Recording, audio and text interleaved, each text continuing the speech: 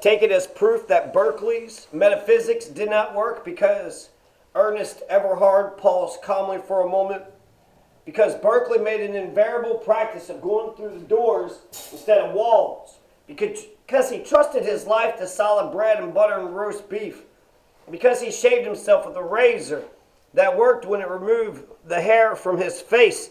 But those are actual things, Dr. Hammerfield said.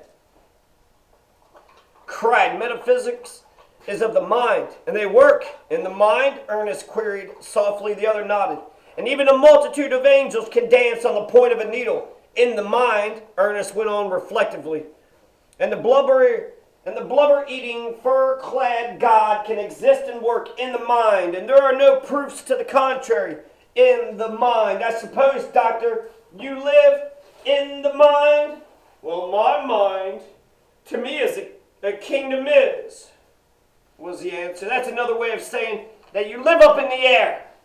But you come back down to earth at mealtime, I am sure, or when an earthquake happens along. Or tell me, Doctor, do you have no apprehension in an earthquake that the incorporeal body of yours will be hit by an immaterial brick instantly and quite unconsciously? Dr. Hammerfield's hand shot up to his head, where a scar disappeared under the hair. It happened that Ernest had blundered on an opposite illustration. Dr. Hammerfield had been nearly killed in the great earthquake by a falling chimney. Everybody broke out into roars of laughter. Well, Ernest asked, when the merriment had subsided, proofs to the contrary? And in the silence, he asked again, well? Then he added, still well, but not so well, that argument of yours. But Dr. Hammerfield was temporarily crushed, and the battle raged on in new directions. On point after point, Ernest challenged the ministers. When they affirmed that they knew the working class, he told them fundamental truths about the working class that they did not know, and challenged them for disproofs. He gave them facts, always facts, checked their excursions into the air, and brought them back to the solid earth in its facts. How the scene comes back to me. I can hear him now, with that war note in his voice, flailing them with his facts, each fact a lash that stung and stung again. And he was merciless. He took no quarter, and he gave none. I can never forget the flame he gave them at the end. You have repeatedly confessed tonight, by direct avowal or ignorant statement, that you do not know the working class, but you are not to be blamed for this. How can you know anything about the working class? You do not live in the same locality with the working class. You herd with the capital class in another locality. And why not? It is the capital class that pays you, that feeds you, that puts the very clothes on your backs that you are wearing here tonight. And in return you preach to your employers the brands of metaphysics that are especially acceptable to them. And the especially acceptable brands are acceptable because they do not menace the established order of society. Here there was a stir of dissent around the table. Oh, I am not challenging your sincerity, Ernest continued. You are sincere. You preach what you believe. There lies your strength and your value to the capitalist class.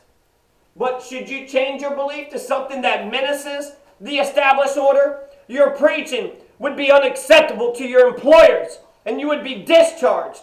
Every little while someone or another of you is so discharged. Am I not right? This time there was no dissent.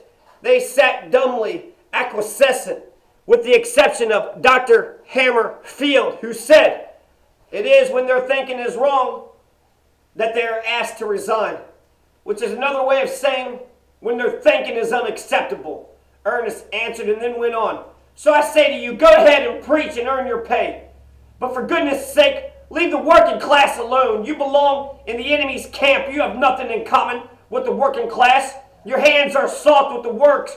Your hands are soft with the work others have performed for you. Your stomachs are round with the plenitude of eating, including you, Dr. Ballingford, and your prodigious girth.